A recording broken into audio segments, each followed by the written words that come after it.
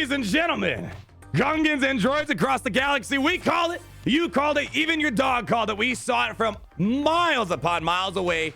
BO-KATAN is confirmed for Galaxy of Heroes, and we have the complete kit review, and her lead looks so much better than even Beskar Armor Mandalorian's leader. It's absolutely insane. I think she's going to be a critical component to really try to bridge these Mandalorians together, to work together better, because right now, unfortunately, yes, we have a Mandalorian tag, but unfortunately, the faction just isn't all that hot, and that is where BO-KATAN is coming in. A few things you got to know is that we're getting some kit tweaks to Canderous as well as Sabine, and currently we are live on YouTube doing Conquest Hard Mode, and the chat is liking these changes, especially to Sabine Wren. And furthermore, before we get into this kit reveal, another thing you guys got to know about is the all-new marquee character. It's most likely going to happen on Thursday. Kit reveal usually happen on Tuesday. Thursday's usually when the marquee happens, so you guys know where to be if you want to see all of what BO-KATAN can do on day one. So let's take a look at this kit. First thing I want to point out, and everyone's here. Real quick, everyone's saying hi. Everyone, really quick, say hi to the YouTubes. Say hi to the YouTubes real quick. We're going to stall off for a moment. Everyone here wants to say hi. They want to say hi to their mom, to their grandma, to their dogs, to their cat, to their loved one. Maybe they locked someone up in a basement. Say hi to them really quick, guys. Say hi, and then we're going to get this going right here. So while we're waiting here, I want to point out for you, there it is. There it is. We are literally sitting with nearly 6 billion people across the galaxy watching. One thing I want to point out while everyone says their highs is I love the fact, oh, look at him coming. Whoa, the hologram is going crazy right now. All right, you got your little hellos. Let's hop back over here. One thing I love is that BO-KATAN is not just a Mandalorian character. She's also getting the Scoundrel tag, and we're going to hold off to some initial ideas that I had. Having the Scoundrel tag is a very lucrative and valuable tag to have because the Scoundrel faction has a lot of different fun combinations out there. So although I'm sure she's going to be great with the Mandalorian, I suspect the Scoundrels are going to also have some possible jobs for her to complete here. So let's take a look at the basic. Practice aim. Deal physical damage to a target enemy, and if it's BO-KATAN's turn, inflicts vulnerable for 1 turn. Otherwise, deal 50% more damage. And hold on to that thought. Vulnerable is basically what Jedi Master Luke, or Jedi Knight Luke Skywalker does on his AoE. It guarantees your critical hit so long there's no critical damage immunity on them. This is going to be important because this team is going to rely on tons and tons of mass assists. And when you're mass assisting someone vulnerable, you are getting hit with high damage and guaranteed critical hits. So keep your eyes peeled for that because that's going to make a lot more sense moving forward. I love the polygon animation on this one. Crippling Strike, cooldown of 4. It seems simple, but it's quite nice. This spell all buffs on all enemies, then daze them for 2 turns and deal physical damage to them. Very simple, but having the dispel, solid. Getting around taunts that might be in your way, it's going to be very helpful so you can go back and focus your full mass swarm attention on a character that has vulnerability, for example. And here's that unique ability that we saw in the data mine. Stronger together, and wow. This is almost leader type of viability rider. This could have been a leader ability rider.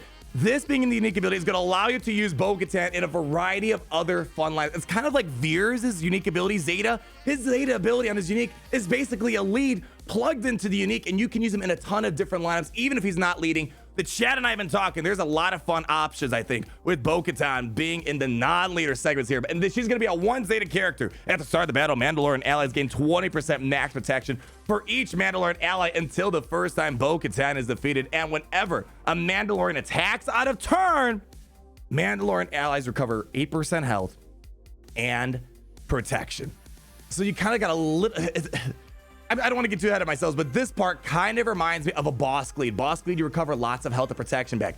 We got some serious durability here. Unique ability allows them to recover health and protection, and you're getting 20% max protection. So when you're taking a look at the full entire Mandalorian team, if you come in with a team of 5, you're going to be getting 100% max protection bonuses, 20% of each of them, and you're going to be able to recover health and protection. Great stuff right there, and we can use that to our advantage because her leader ability is kind of like Grand Admiral Thrawn Maneuver, where you can trigger taunts on someone. And imagine a very thick Mandalorian character, maybe a slick haircut, maybe that wears red armor, Imagine making them force them a taunt on themselves with 100% max protection and the ability to recover health and protection. There's going to be a lot of fun ideas with that. And here's the leader. Unite the clans. When a Mandalorian ally uses a basic ability during their turn, they call another random Mandalorian ally to assist, dealing 20% less damage, limited to once per turn. And that's going to feed in really well to this unique ability right here. And then whenever a Mandalorian ally attacks in a turn,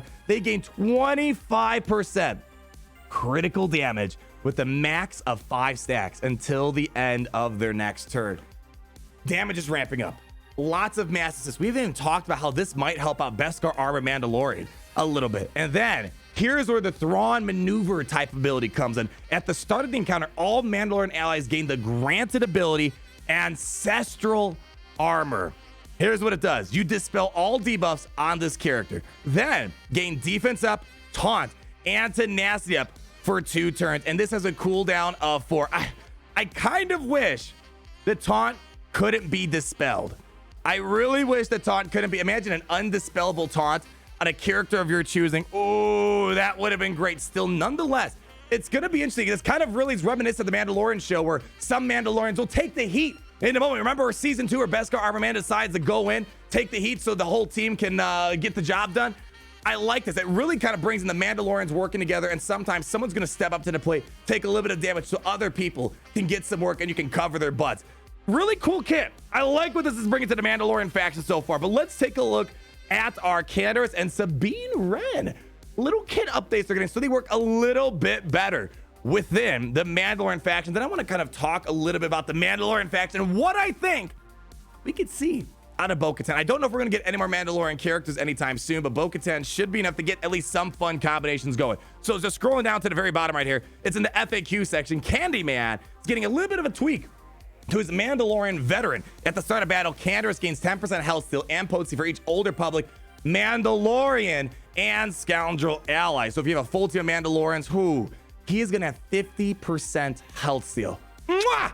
And whenever Candyman deals damage to an enemy, he inflicts damage over time for 2 turns. And then Sabine Wren, this one's interesting. This is on Sabine's Zeta ability on her special 2 Demolish. So I'm tempted. We might Zeta her for our testing later on this week. Special 2 Demolish, deal physical damage to all enemies, stagger them for 2 turns, and expose target enemy for 2 turns. And then for each active Mandalorian and Phoenix ally, deal 15% more damage and expose a random enemy. And the Mandalorian Phoenix allies gain critical chance up and offensive. Ooh, that's going to be great for Mandalorians. Let's go back to the kit in a moment. They'll get offense up and critical chance up for 2 turns. If this attack scores a critical hit, reduce Sabine's cooldown by 2.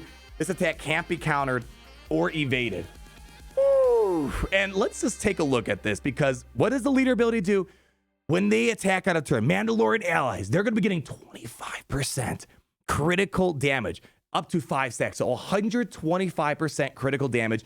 And imagine the offense up from Sabine Wren getting, and of course she also has an armor shred as well, so that's going to help out as well.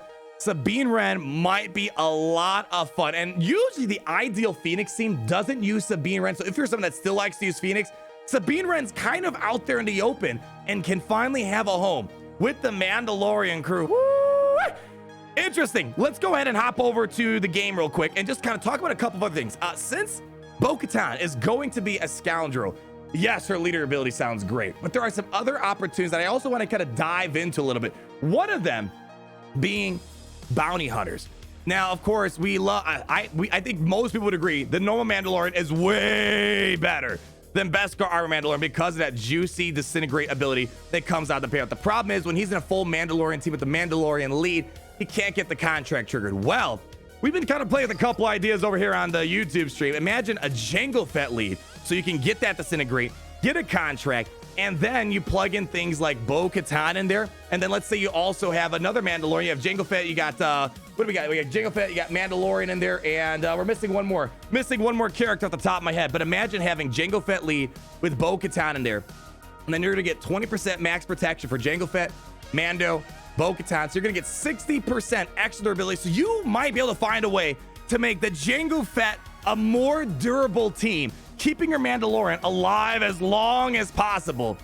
Fun opportunities out there. Now, there's also the conversation of doing Bo-KATAN with Armor Lead. I'm not a huge fan of Armor Lead. Very basic. It's kind of a very watered down version of the Bastila Shan Lead. So, Not a fan of it, but nonetheless, it could be an idea. They're just kind of throwing a couple of ideas out there. And then Sabine Wren, that Zeta ability. Woo, I think it might be interesting. And last but kind of least in my book, you guys know at this point, I do not like this character at all. I hope he gets better over time. And BO-KATAN might be part of the solution. That unique ability on her, because she's a scoundrel, and it should be useful when you're trying to pull off things like Wonder of the Force, or using him under leaders, season tactics. She'll get Terminator. I have a feeling BO-KATAN will be critical if you want to make use out of Beskar Armor Mandalorian, and to get the maximum amount of whistling birds when he's in discipline setup, constantly getting as many mass assists as possible through BO-KATAN. That's going to help ensure you get those maximum amounts of 20 stacks of whistling birds as much as possible. I don't think you're going to have a whistling bird problem as much when it comes with BO-KATAN being in the slot. And one more thing, I think it's really worthy to point out. We're going to do a lot of testing of this later on this week. Wonder of the Force. As we know, we have ancestral armor with BO-KATAN's ability, or her leader ability, that is. Imagine you could somehow work it out where you get damage immunity on a character of your choosing, and that character created a force taunt on themselves, basically making them an invincible taunting character until the taunt disappears and they can work around someone. I think there's going to be a lot of fun combinations. We might finally start seeing a little bit more fun out of Mandalorian Beskar Armor right now. The most I can do out of him is beat a Padme or General Grievous team consistently. Everything else is very dicey, and he can't really do much for a journey character. But I think BO-KATAN is going to be very helpful now and could be a bigger part of the future. So again, that is going to be happening most likely, if my Imperial intelligence is correct, on Thursday, later on this week. So make sure you come on, see what the party is all about, see a little bit of Whaler Fan. If you want a little bit of live streaming action, we are live right now on YouTube, going back in the Conquest, and we are going 100% all the way through. Will it be a 25-hour stream? Who knows? Only history will know in the future. Like and enjoy the video, comment down below on all your thoughts, and be sure to subscribe so you're not missing a thing. And as the chat is saying right now, it's great to be in the Empire today. We'll see you guys later. Hit the outro.